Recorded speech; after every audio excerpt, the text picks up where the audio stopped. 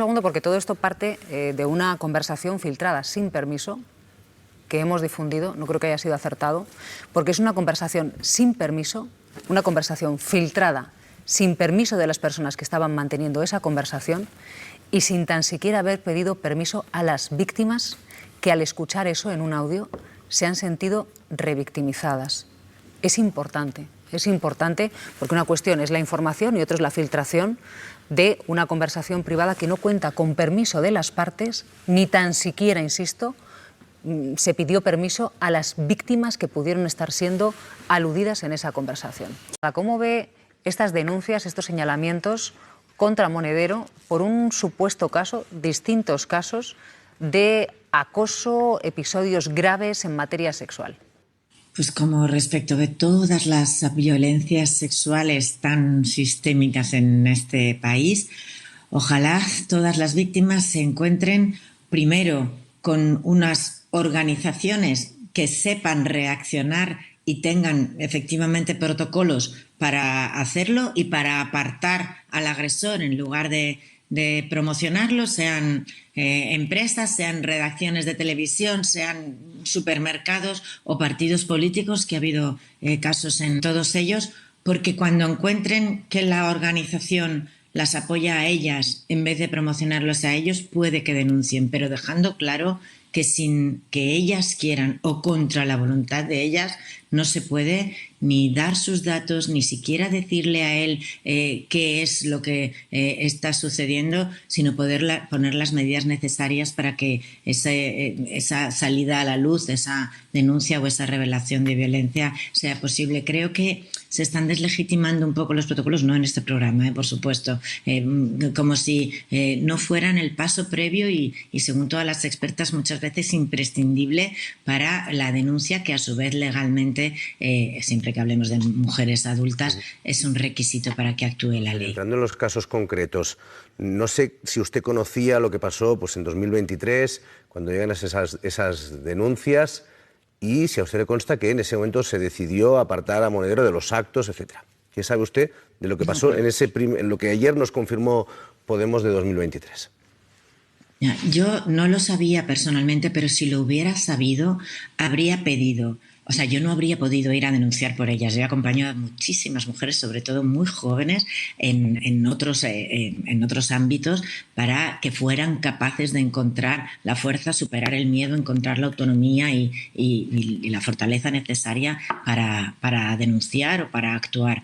Pero en ese momento lo que hay que hacer es respetar la confidencialidad y lo que te pide la mujer. Si ella te pide que ocultes su nombre, incluso al agresor, a la organización, etcétera, tienes que respetar que primero tiene que encontrarse en un lugar donde ella vea que no se apoya o se encumbra.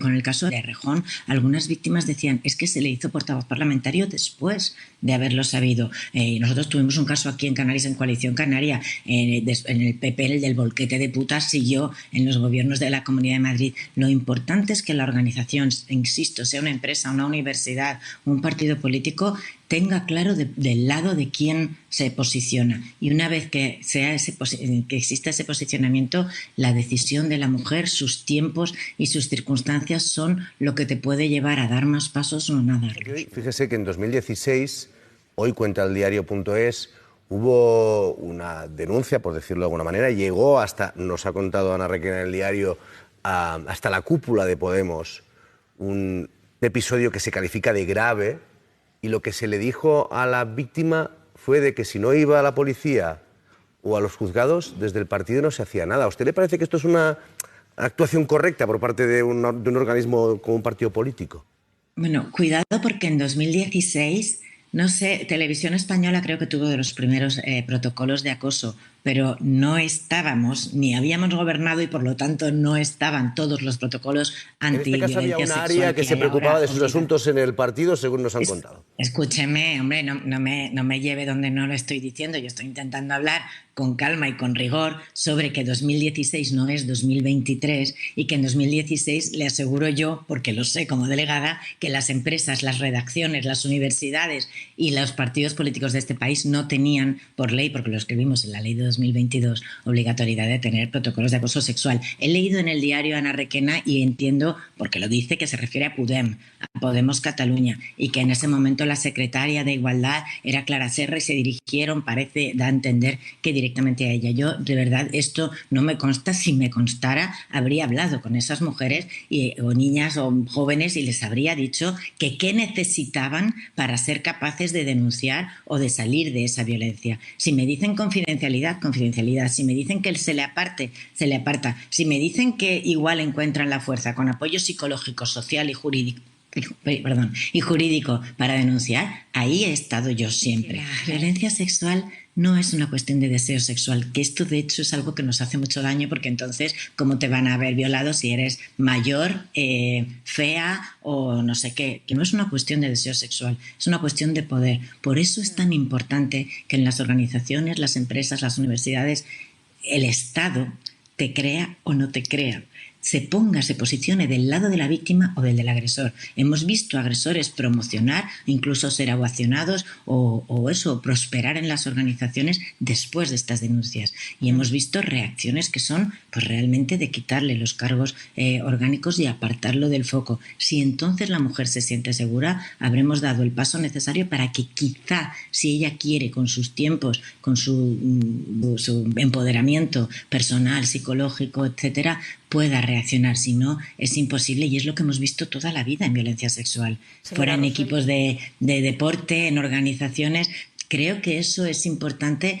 A mí es lo que me han dicho que sucedió y lo creo, porque creo que ese protocolo es necesario y que hay que legitimarlos y que ojalá les funcionaran a todas las víctimas, pero hay muchos otros condicionantes por los que no seguir avanzando. Por recapitular un poquitito sobre este asunto, ¿no? Nos decía usted, en el año 2016 esos protocolos antiacoso o contra la violencia sexual no existían. Entonces, en función de las conversaciones que ha mantenido usted pues, con gente de Podemos, le han dicho que quizás, o me ha parecido entender, que la víctima quizás ni tan siquiera quería que se revelase su identidad o su queja al denunciado. Lo que sucede es que, al parecer, una de esas víctimas hablaba en plural, señora Rosell. Es decir, me interesa mucho saber qué es lo que debe hacer, o hizo en este caso, un partido político cuando lleva el caso de una víctima que dice, oye, no se lo digas a nadie, pero que vaya adelante la investigación. Esa investigación, sabemos por las informaciones publicadas, que se para, al parecer, cuando llega al Departamento de Igualdad a nivel estatal. Y, por otro lado, ¿qué sucede cuando una víctima habla de su caso y habla en plural, aludiendo a que quizás esos comportamientos han sido indebidos con más personas que no son solo ella? Claro, yo al no estar en la orgánica del partido político, no haber tenido conocimiento de esos hechos, no puedo hablar, no debo hablar en elucubración o en hipótesis de lo que fue, pero sí de lo que debe ser.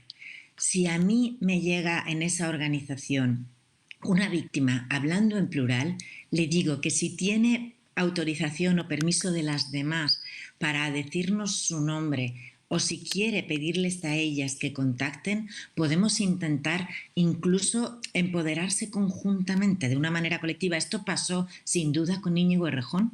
Nos llegaron al menos 6, públicamente y por asociaciones más de juristas, de juezas, no por Podemos, claro, que entonces ya no estaba, jóvenes que al identificar en el muro de Cristina Fallarás un relato concreto, un modus operandi, dijeron, a mí esto también me ha pasado. ¿Qué pasa? Que después se han echado atrás. Muy probablemente haya tenido que ver el trato vejatorio y la difusión de judicial a Elisa Muliá, que es la primera que lo decidió, y ella se iba a sentir acompañada. De hecho, ella menciona a otras víctimas, pero no llega nunca, por supuesto, ni a desvelar quiénes son, si conoce sus datos, ni puede hacerlo la abogada, ni podemos hacerlo quienes hayamos tenido conocimiento. Y es una lástima, porque encima ella se va a ver sola, pero eso también es parte del efecto disuasorio del maltrato institucional. Yo lo que habría hecho habría sido intentar. Yo tengo hijas de esas edades, me han venido contando muchas violencias sexuales en mi entorno, y el tratamiento es siempre: siéntete segura, nosotras te creemos, y tienes que tener una organización, sea el instituto, la universidad, el trabajo, etcétera, que te crea y que te apoye, y después tú tomar tu decisión. Entiendo que es muy frustrante lo que hay en medio, y la ley ahora sí prevé una protección integral que antes no existía. pero busquemos el porqué de las causas de todo ese 90% de violencia sexual que no llega nunca a denuncia y ataquemos ahí, ¿no? Creo que esto es frustrante para todas, más para las feministas, más para las juristas feministas, pero tengo que entender que si ella pide confidencialidad absoluta y no da nombres de otras que también a su vez le piden confidencialidad, llega un momento en que no puedes avanzar. Le voy a pedir una respuesta. Le voy a pedir una respuesta muy breve, señora Rosell. No sé qué le parece, usted que conoce muy bien la materia, que conoce muy bien Podemos. Es decir, cuando una organización tiene constancia de una denuncia, toma una decisión sobre esa persona denunciada, la aparta de los actos, lo tiene que comunicar, lo tiene que hacer público, porque aquí después hemos visto también cómo a Monedero después se le ha seguido, ¿no?, alabando desde algunos perfiles de las personas que dirigen Podemos, y a lo mejor hoy muchos de la gente que confía en Podemos, de la ciudadanía, se puede sentir engañada, que se ha estado escondiendo una historia.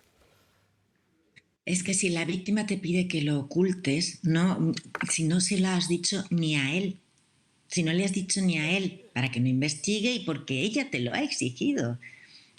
¿Cuál es la causa? ¿Cómo vas a dar una explicación pública si la víctima te dice que no lo hagas? Porque claro, ella no puede sentirse segura, puede no sentirse segura si esto se revela. Puede creer que él la va a identificar, que su entorno la va a identificar. Es que aquí poner la víctima en el centro no es solo su consentimiento en el momento del acto sexual o con contenido sexual, es también sus decisiones. Darle agencia a las mujeres es esto. A veces, insisto, es muy frustrante. Yo he participado en debates jurídicos sobre si esto debería ser con denuncia o también en las adultas podríamos estar en un momento ya, como pasó con la violencia de género, dispuestas a que sea un delito público.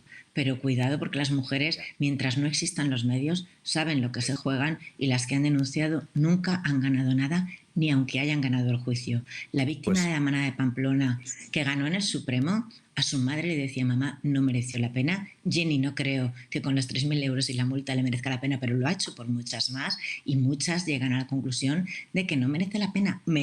Lo que tenemos que hacer es mejorar el sistema para que siempre merezca la pena. Señora Rosell, muchísimas gracias. Que tenga un buen día. Muchísimas gracias a ustedes. En Podemos hablábamos de que echábamos de menos, ¿no?, que se hablara desde la dirección de Podemos. Acaba de hablar la secretaria general de Podemos, Ione Belarra. Siendo un militante raso, digamos, de Podemos, en el momento en el que tuvimos conocimiento de esas denuncias, se actuó inmediatamente, se activaron todos los protocolos y se hizo lo que creo que además...